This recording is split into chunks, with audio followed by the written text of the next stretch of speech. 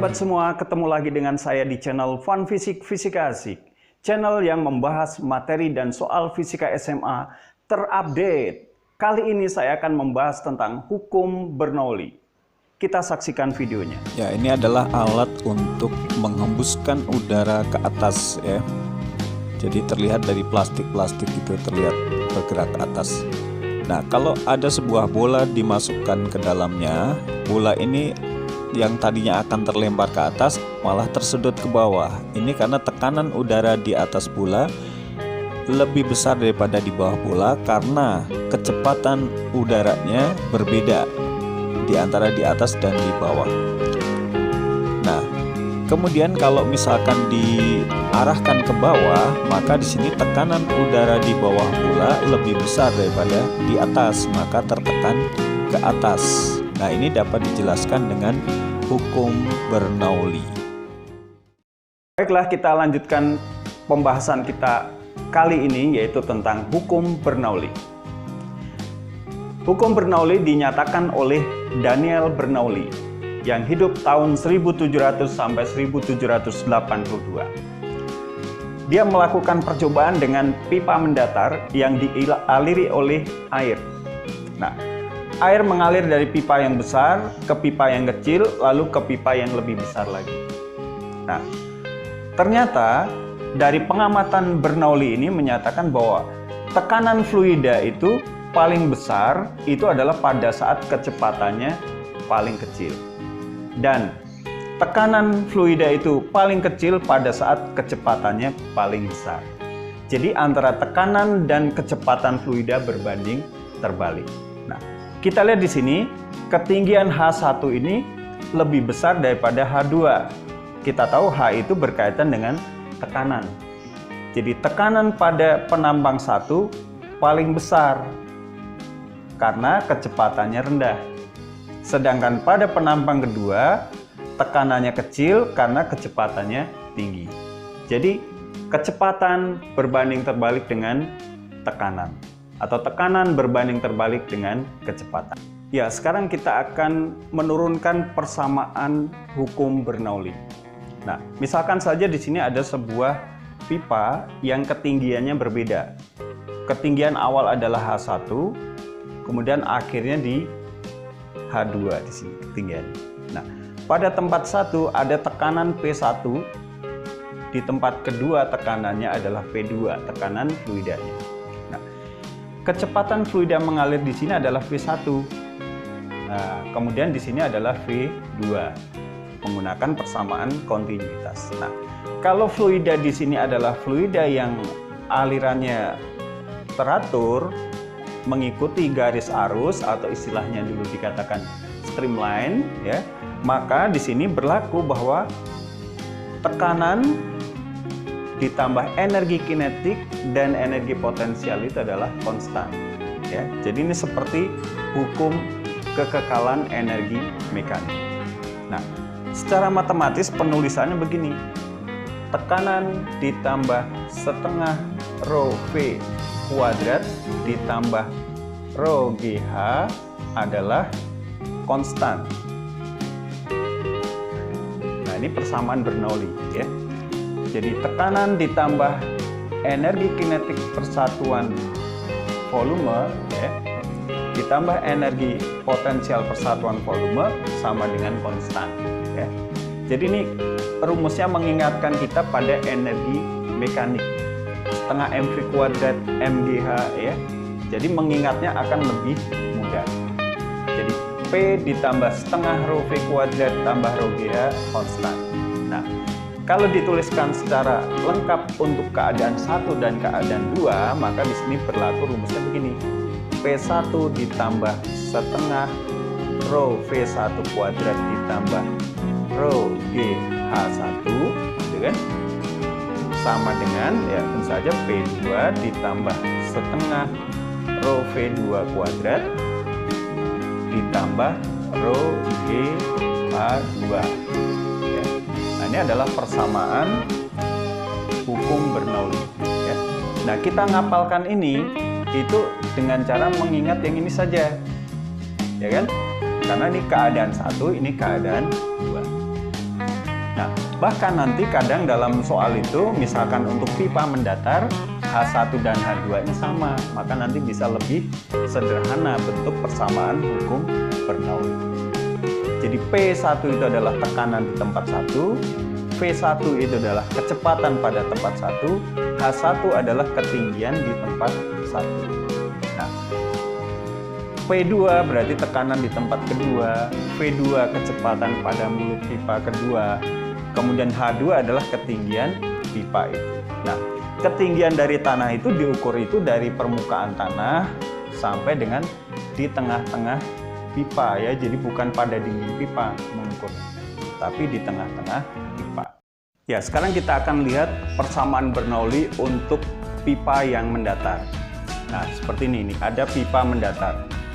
Luas penampangnya A1 di sini. Di sini luas penampangnya A2. Kecepatan aliran di sini adalah V1, di sini V2. Tekanan P1, di sini P2. Nah, ketinggian H1 dan H2 itu sama ya. Karena apa? Ngukurnya itu dari tanah sampai ke pertengahan pipa ya, di tengah-tengah pipa. Jadi di sini H1 sama dengan H2. Jadi kalau kita tuliskan persamaan Bernoulli P1 ditambah setengah rho V1 kuadrat ditambah rho G H1 gitu kan, sama dengan P2 ditambah setengah rho V2 kuadrat ditambah rho G H2, maka karena H1 dan H2 sama, maka rho G H1 dan rho G H2 bisa dihilangkan. Karena kalau tukar tempat itu jadi satu positif, satu negatif, besarnya sama, maka totalnya 0 ya. Nah, sehingga kalau kita tuliskan P1 dikurangi P2 gitu kan, P1 kurang P2 sama dengan, berarti P2 pindah ruas, maka di sini setengah rho V2 kuadrat dikurangi setengah rho V1 kuadrat. Jadi ini tukar tempat. Nah, atau dapat dituliskan P1 dikurangi P2 itu sama dengan, nah, di sini massa jenisnya tidak berubah. Karena apa?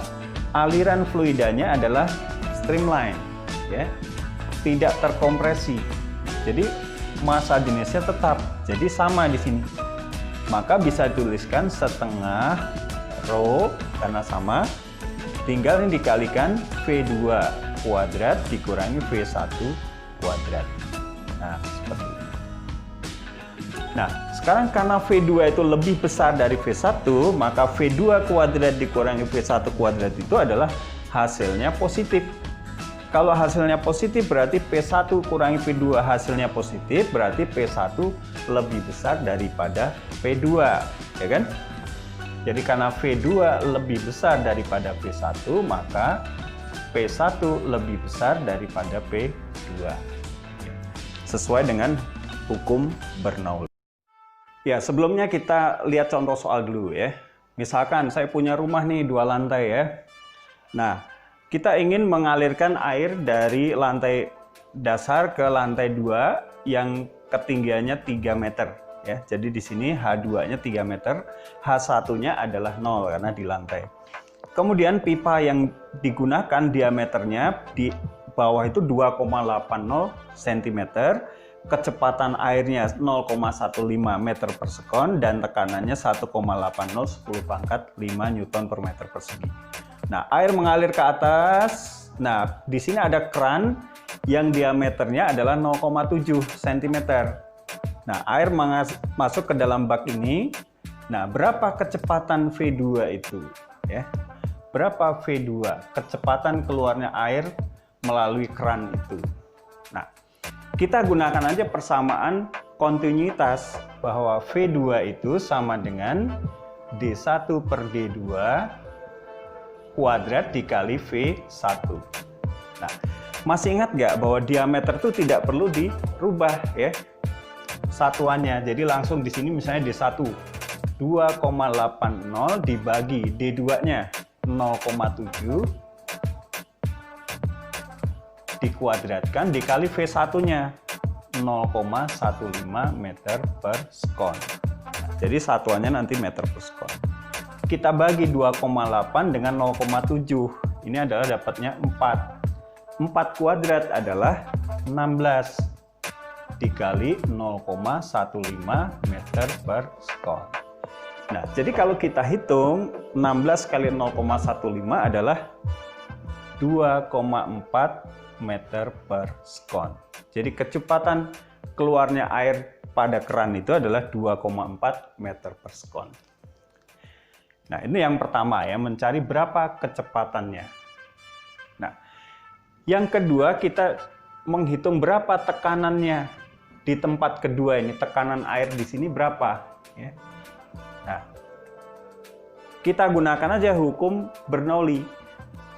P1 ditambah setengah rho V1 kuadrat ditambah rho GH1 ya, sama dengan P2 ditambah setengah rho V2 kuadrat tambah rho GH2. Nah, langsung aja H1 itu sama dengan 0 ya, ketinggian pertama. Nah, P1-nya ini 1,8 kali 10 pangkat 5 ditambah setengah rho massa jenis air. Masih ingat massa jenis air adalah 1000 dikali V1-nya 0,15 kuadrat ya, P kuadrat.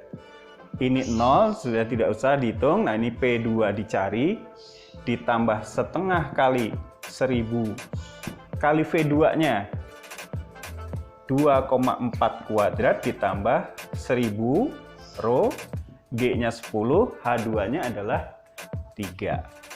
Nah, kita hitung di sini supaya mudah dihitung. Ini jadikan 180.000 ya. 180.000 ditambah ini adalah sama dengan 75 kalau kita hitung ya, ini ya. Sama dengan P2 ditambah di sini kalau kita hitung hasilnya adalah 2.880 ditambah kalau ini dihitung adalah 30.000 ya.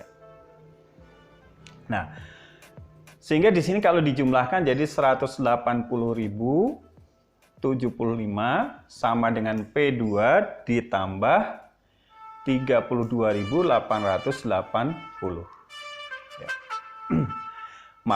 Maka di sini P2-nya itu adalah tinggal dikurangi 180.075 itu dikurangi 32.880 ya.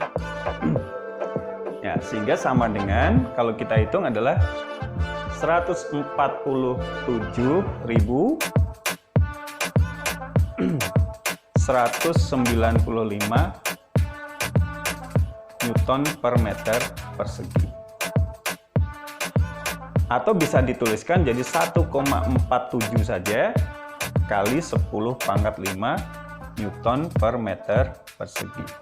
Nah, terlihat di sini bahwa pada saat kecepatannya lebih besar, tekanan di sini menjadi lebih kecil.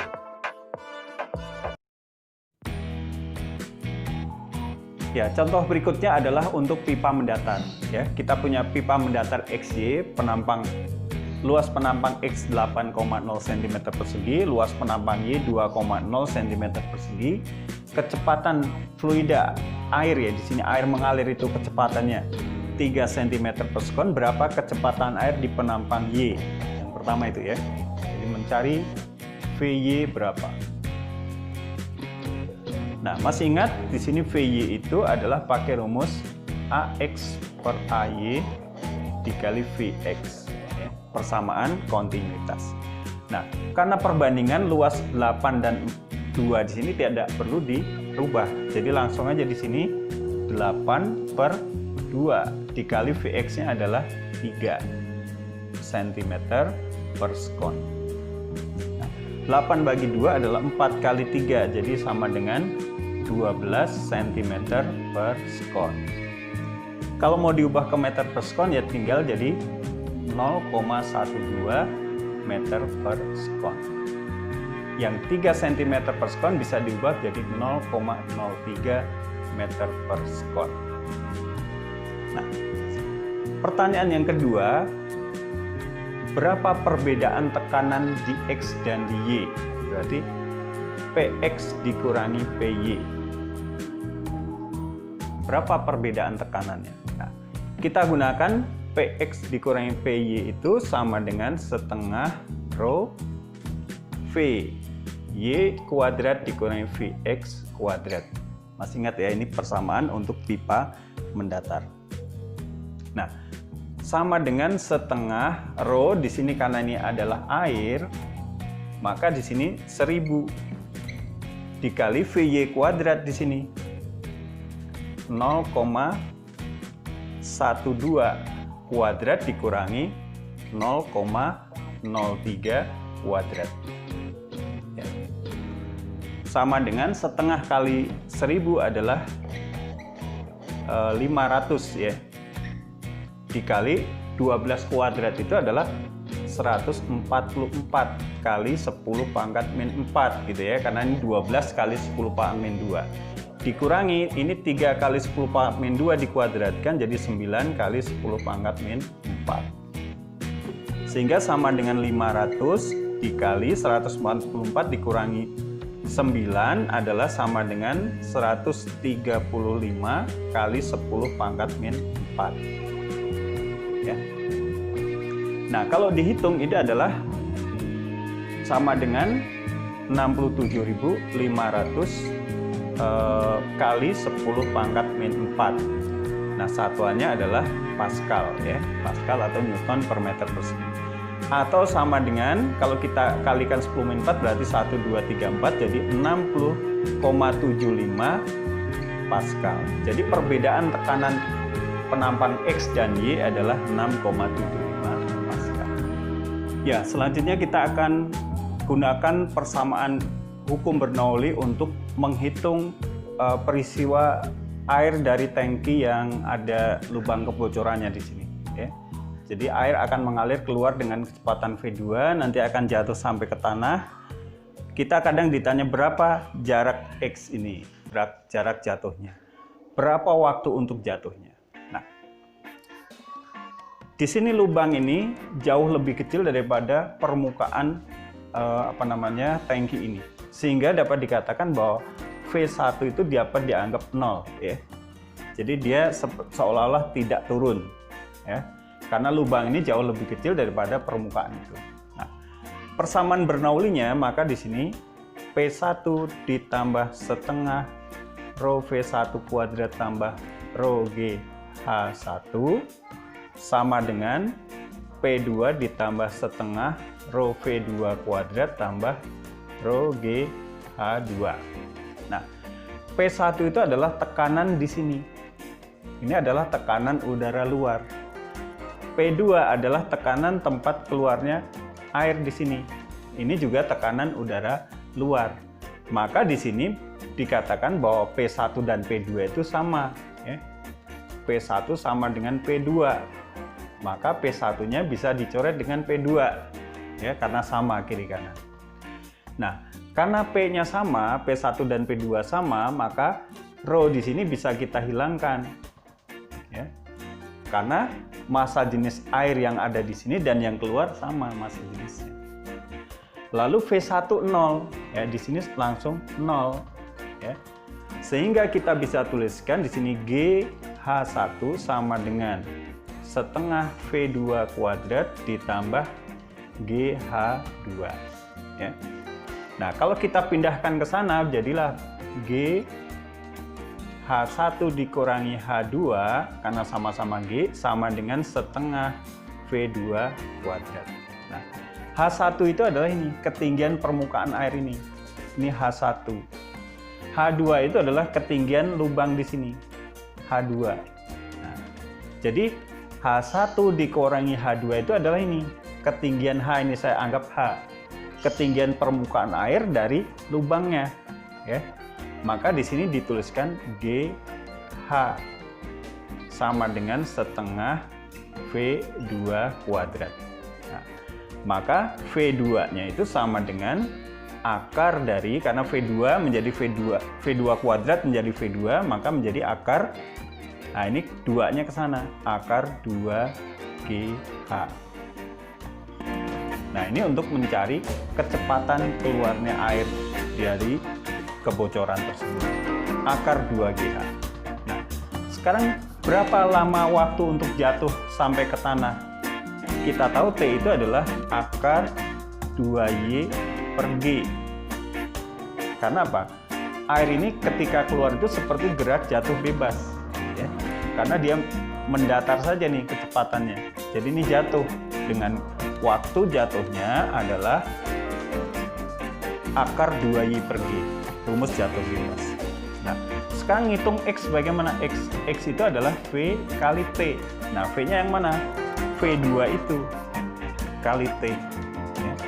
Maka kita bisa tuliskan X-nya itu sama dengan akar 2GH dikali akar 2Y per G. Ya. Nah, sehingga di sini G-nya bisa hilang. Maka X itu sama dengan akar 2 dengan akar 2 jadilah 2 akar H kali Y. Nah, H itu apa? H itu adalah dari permukaan air ke lubang. Y itu apa? Dari lubang ke tanah.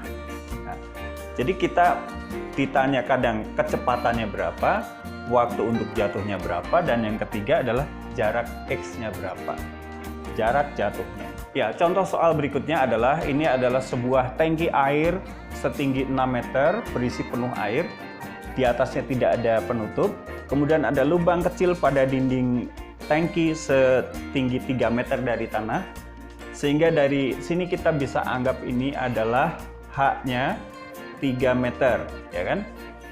6 kurangi 3. Nah, 3 meter ini kita anggap sebagai Y. Ya. Nah, kalau kita akan menghitung berapa kecepatan V di sini, maka kita pakai rumus V sama dengan akar 2GH. Ya. Akar 2 kali 10 kali 3. Akar 60. Nah, 60 itu adalah sama dengan 4 dikali 15. Ya kan? Nah, akar 4 adalah 2, jadi di sini 2 akar 15 meter per sekon. Ini kecepatan keluarnya air. Kemudian waktu untuk jatuhnya air ke tanah nih, ya, berapa waktunya? Akar 2Y per G. Ya. Akar 2 kali 3 per 10, ya kan? Sama dengan akar 3 per 5 sekon, ya. Nah, sekarang berapa X-nya? Nah, X itu bisa dihitung langsung V kali T. V-nya adalah sama dengan 2 akar 15 dikali T-nya akar 3 per 5. Sama dengan di sini kalau kita lihat 15 dibagi 5, di situ adalah 3. Akar 3 kali akar 3 itu adalah 3, jadi 2 kali 3, ya, sama dengan 6 meter. Jadi air memancar sejauh 6 meter. Atau kita pakai rumus X sama dengan 2 akar H kali Y yang tadi, ya. 2 akar H-nya adalah 3, Y-nya 3. 2 akar 9. Akar 9 adalah 3, kan? 2 kali 3 sama dengan 6 meter. Ya, sama ya. Jadi bisa pakai cara V kali T atau akar 2 akar H kali Y.